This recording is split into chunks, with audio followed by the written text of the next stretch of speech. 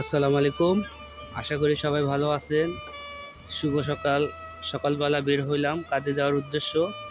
এই আমাদের বুড়িঙ্গা নদী আর এই বাবুবাজার ব্রিজ, কচুরিপানা। আর এখন বর্ষা, সামনে বর্ষা, এখন প্রচণ্ড পানি বেড়ে গেছে নদীর।